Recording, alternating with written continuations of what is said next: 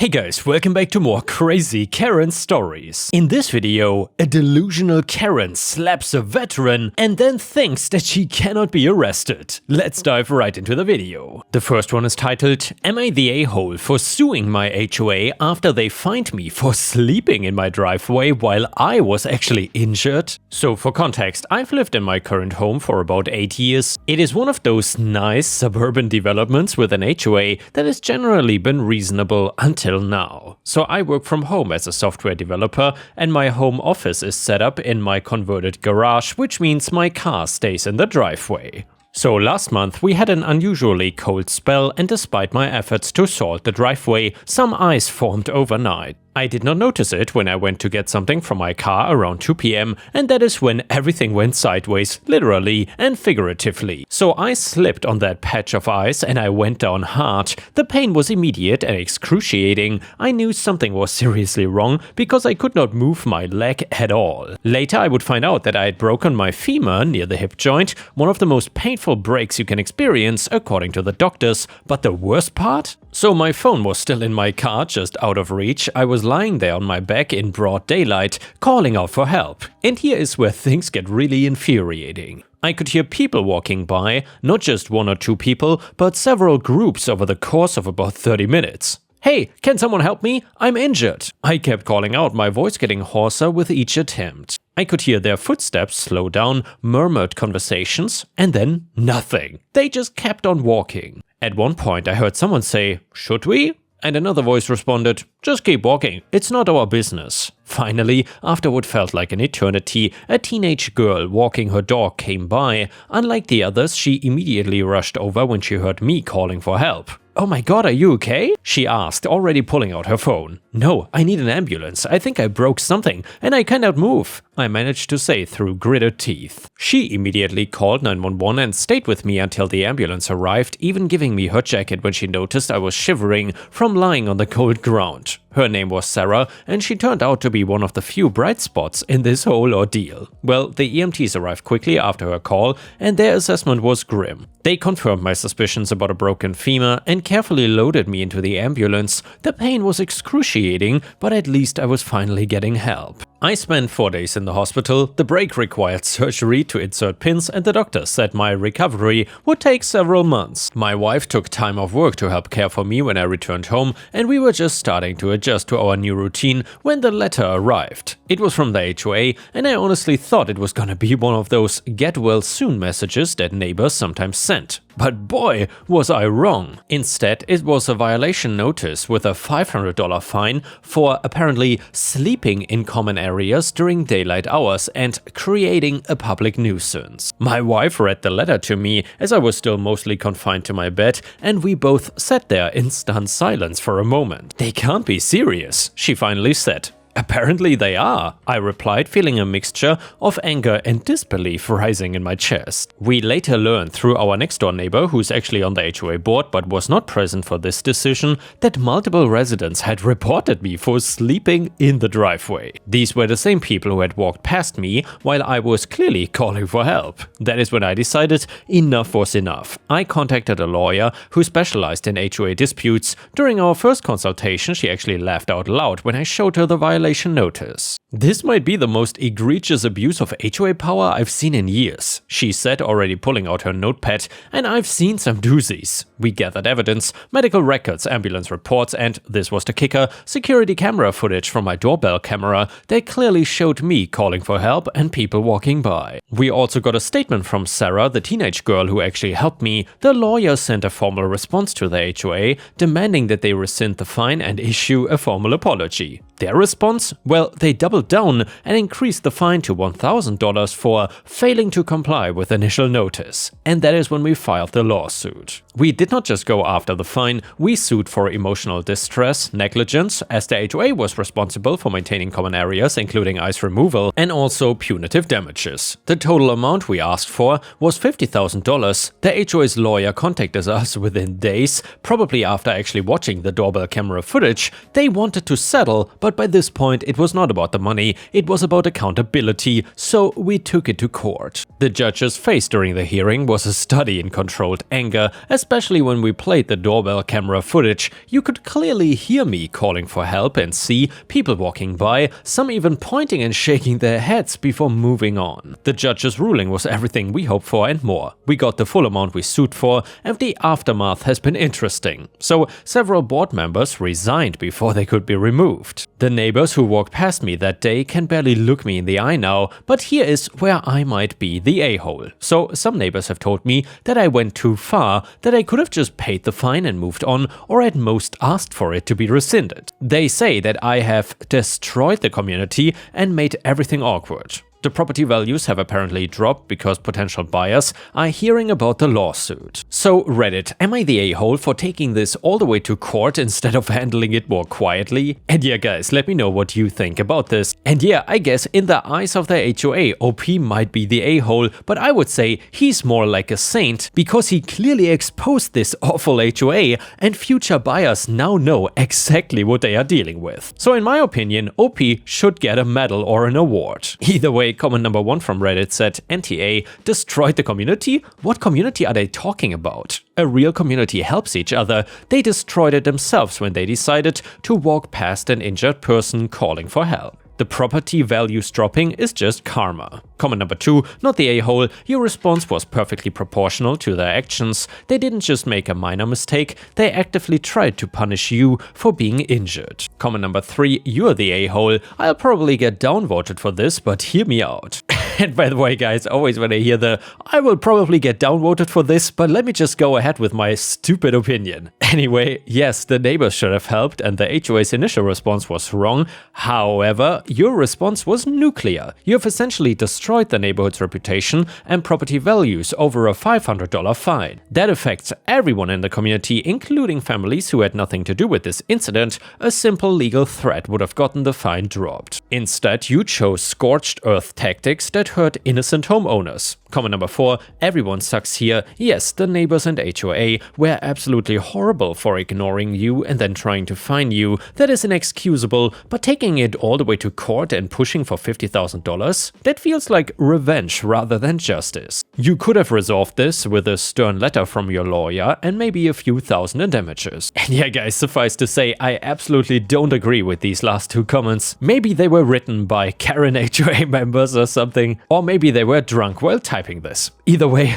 let's continue with the next story. And by the way, if you've watched until here, please post some star emojis in the comments if you want to support me. Thank you so much for the help. This one is titled, Delusional Karen slaps veteran thinks that she cannot be arrested. So I was honorably discharged from the army close to 7 years ago. I never actually saw combat. I was a truck driver, but one of the convoys I was leading got into an accident and I have mobility issues because of it. When I got back home, I had to leave the apartment I was living in because it was on the 3rd floor and there were not any accommodations for physically handicapped people. It was rough trying to find a house that had 1 floor as well as minimal steps up to a porch, but after nearly a half a year of searching from my parents' couch, I was able to find something in a neighborhood HOA that fit my needs. I know that HOAs are not well liked because of the strict regulations, but this one had a lawn and sidewalk service that they employed to make sure that walkways were shoveled and lawns were mowed. It especially helped me and other members of the community that were elderly or could not spend long periods of time on physical activity outdoors. I spoke to the head of the HOA board to explain my situation,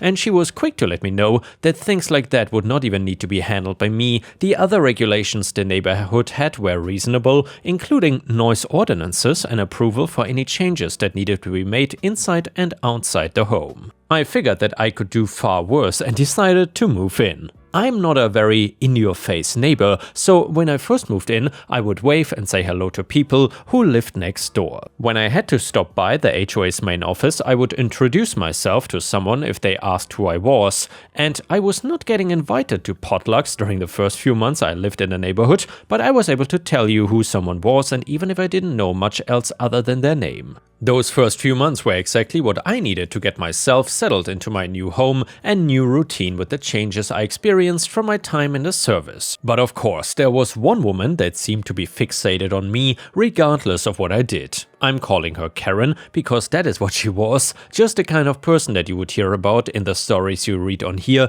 but never thought you would meet yourself. She had one of those haircuts with that severe side bang. Anyway, I cannot tell you what it was specifically that set her off about me at first. I had seen her a few times when I stopped by the HOA office. I figured she was just another member of the neighborhood and would wave to her, but she never waved back. I did not let it bug me and figured she might have had her own stuff going on at the time, but then I started getting the notices. I figured they were official notices from the HOA board since they were sent out and printed on the official letterhead, but the things in the notices did not seem like proper violations or even advice. There was one I got about my car. Even with my disability, I'm able to drive, but I do have a special brace and apparatus in my car in order for me to do so safely. I apparently had a very loud car that was going against the noise ordinance put in place by the HOA. Still though, the noise ordinance did not go into effect until 7 PM and lasted until 8 AM. I did not like driving in limited light, so I would always plan my trips to happen in the morning or afternoon. Well, less than a week after that,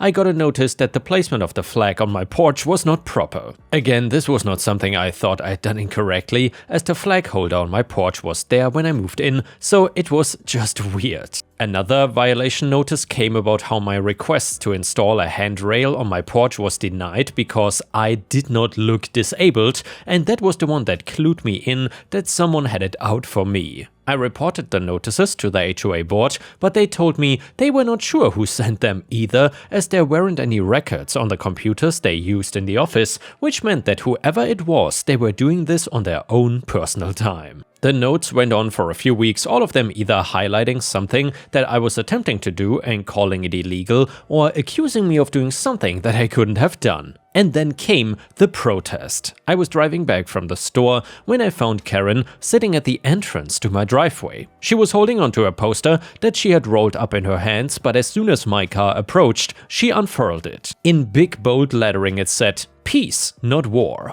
I thought she would get up to let me into my driveway, but she continued to sit there, even when I pulled up to the sidewalk next to her. I knew I had to talk to her, if only to get her off my property, so I got out of my car, which took a few minutes because of my brace, and walked around to see what she was doing. Me, "Hi there, can I ask you to move? I cannot get my car into my driveway if you're sitting there." Karen, "I'm peacefully protesting you, so you cannot tell me where I should move." Me, "Okay, and I guess you are protesting war?" Karen, "Yes, people like you are murderers and thieves, going to other countries and stripping them of their rights and causing destruction." Me, "People like me? You mean veterans?" Karen, "I call you a murderer because you are one. You participated in a war." Me, "Yes, I was in the army, but I was not in combat. I was a convoy driver, ma'am." "You're just saying that to have people think you're guiltless." Nothing I had said to her made her want to move. A few of my next door neighbors came outside to see what the fuss was all about. I figured I would just leave my car next to the driveway and let her do her thing until she got tired. If she didn't move in the next couple hours, I would ask for the police to assist, but with how she was acting towards me, I knew she was not gonna listen. I had to go on my grass to then go up the driveway to get to the entrance of my house. As soon as I passed by Karen, she got up from where she was sitting and slapped me in the face. I think I stood there for a good few seconds, just processing what she had done. I took a few steps back from her, hearing the gasps from some of my neighbors. Karen was pitching a fit, claiming that I got too close and tried to attack her, almost trying to convince the other people watching us that what she did was warranted. I could see a few of my neighbors trying to get close to her to calm her down, but she kept raving that I was nothing but a danger to her and the rest of this neighborhood. I grabbed my phone as she was distracted and called 911 and let the operator know what happened. The officers that came up my lawn checked with her first, trying to keep her calm and get her side of the story. The neighbors were not able to do really much in terms of getting her to settle, so when one of them came over to me for my statement, the other officer was gathering up the statements of the witnesses. After they got my statement and corroborated with some of my neighbors, Karen was promptly arrested. Throughout the entire process of being arrested, she was was yelling about how because she was a VIP HOA board member, she could not be arrested for anything and that she would be immune to jail or something along those lines. It was ridiculous. The officers were more than happy to tell her that there was no such thing as they stuffed her in the back of their cruiser. One of the officers said they would reach out to me before the end of the week since they wanted to remove Karen from the area so that she didn't attempt to assault anyone else. I was still in shock from what had happened, I'm not gonna lie. I never thought that someone would just outright slap me. The first thing I did after I got over my shock was contact the HOA board letting them know what Karen had done. The HOA board was on my side as a few of my neighbors had gone to them earlier about the protest she had on my driveway. They apologized to me for what had occurred and also expressed their apologies for the notices. Because of the sudden influx of calls about Karen, it had them investigate a few things. They found that there were a few reams of their letterhead missing from the office and told me that the notices I'd been getting mostly came from Karen. They assured me that the notices were not valid, so any request for fines or action taken by the HOA would not come to pass. I was contacted by the police before the weekend letting me know that Karen's actions could be considered simple assault and I was able to press charges if I wanted to. I told them I would and got a lawyer. I presented my evidence from the notices indicating that there was a history of Karen signaling me out. When we made it to court months later, I had a solid case that showed Karen preying on me specifically because of my status all leading up to the assault on my own property. Karen took a plea deal which landed her 1 year in jail along with a hefty fine along with another monetary fee that had to be paid to me for the months I spent being bullied by her. Needless to say that even with the deal, the HOA was not gonna let someone with a crime on their record be a part of their board, so they kicked her out the day the court made its ruling. Now that it's been a few years, I'm just glad that everything turned out as well as it could have. If I hadn't moved into the neighborhood, I'm sure it would have just been a matter of time before someone else was targeted by Karen. The next one is a malicious compliance story again. This happened to a friend of mine and someone who I have worked with for over 20 years. Let's call him Scott. This story always gets a laugh out of our group, especially since he does voices and acts out what happened. In the late 80s, Scott worked at a Burger King while still in high school. For the first few months, he always worked a late shift and business was usually slow. The owners were a husband and wife team who, as you can imagine, came down hard all the time on the kids working. For the most part, Scott did not have to deal with them outside them parking late and night with binoculars as they spied on the late crew to make sure they did their job. Then the summer hit and with summer vacation, Scott was moved to the lunch team. He was not used to how busy it was and was a bit overwhelmed. His main job was on the fryer. He took care of the fries, onion rings and chicken sandwiches.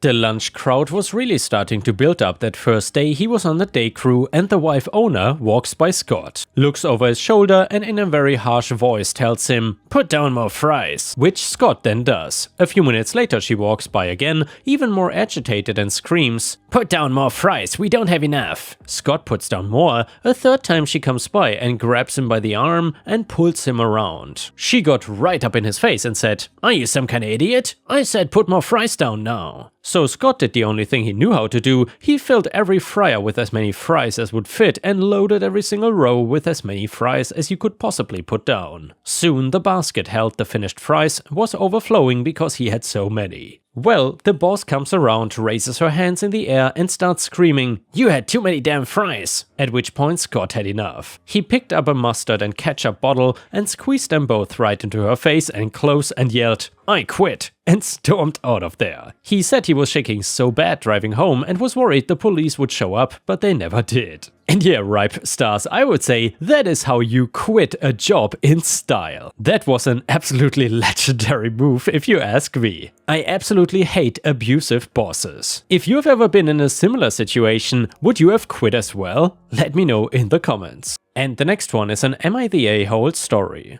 This issue started when my wife left for a week for a girls' trip. The kids are all in school and I took over as the main caregiver when she was gone. It all went well and when she came back she asked if I had any trouble. I told her no and everything went smoothly. So this started as an argument about how I thought it was so easy that she was a stay-at-home mom. It was not a good time and I already was pushing her to go back to work part-time since the kids were in school. We have talked about her to start looking around summer. The issue now is that I work from home twice a week and every time she sees my screen or I complain about work, she tells me she can do it. I've talked to her about it and nothing changes, that if she did it, it would go smoothly. I thought back on our argument and I've asked her about it. She denies it has anything to do with it. So she won't stop and I had enough of it today. I was trying to figure out why there was an error in my code. She saw what I was doing and told me that she could do that. I told her to go ahead, made a copy that she could work on.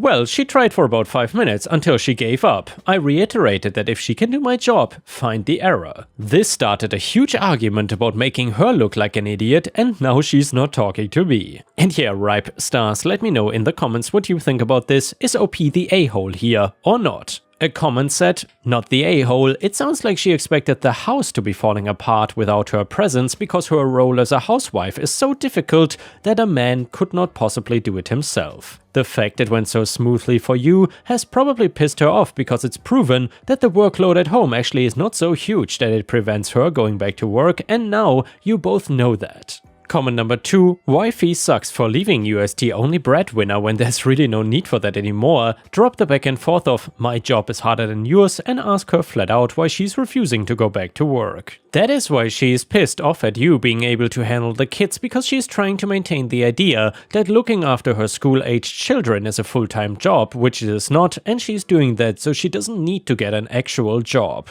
You are both there to look after the kids, you are both capable of looking after the kids. She does not need to devote all her time and energy towards that like she would when they were babies. Time for her to move on to something else. And yeah, Ripe Stars, once again, let me know in the comments what you think about that story. Before we end the video, we will read a funny story from r/PattyRevenge. It is titled, Don't Wanna Leave? My friend told me this story and I thought it was appropriate. So when Larry was 27, he stopped on the side of the road to help a woman, Mary, with a flat tire. She was 30 years his senior with 3 adult children, including a daughter called Julie. Well, despite the age difference, they fell in love and without marrying officially, joined their lives. They both had no assets when they met, but with hard work, stringent saving and some good investments, they built a wonderful retirement account. Additionally, Mary and Larry own several properties that they rented out. One of the investment properties was a home in the mountains that they allowed Mary's daughter, Julie, to live in with her family rent-free. Well, truth be told, Julie was never a fan of Larry's and was toxic and difficult, and perhaps understandable given the age difference, but still very unpleasant to live with. Fast forward 20 years and Mary is now 77 and diagnosed with lung cancer. Larry and Mary are devastated but vow to fight back hard. Well, the fight does not go well and the doctor advised Mary to get her affairs in order. Mary and Larry work with a lawyer and determined how the money and investment properties will be handled when Mary passes. It was specifically noted that Julie was permitted to live in the cabin for 1 year from the date of Mary's death and that the cabin was fully deeded to Larry after that point. Larry is holding Mary's hand in the hospital as she passes and he is devastated. Imagine Larry's surprise when the police come to his home with questions. Apparently, Julie called the police and told them that Larry murdered Mary. The doctors and hospital got involved and the police did not follow up on the accusation. 1 year passes and Larry informs Julie that she will have to move out. Julie replies that this will not happen ever. Larry considers the problem of evicting and lawyers cognizant of the money, time and heartache that will result from taking on this fight. Here is where the petty revenge comes in. So Larry and Mary were church-going people and pretty religious, and Larry decided to donate the house and property to the church as a donation in Mary's name. And then promptly, the church filed eviction papers and Julie and her family were unceremoniously removed by the sheriff after the notification period passed. The church sold the property soon after. And yes, Larry did remarry 8 years later to a lovely lady. They are now very happy. And yeah guys, please check out my endless playlist on the left side of the screen if you cannot get enough of my content. I will see you again tomorrow.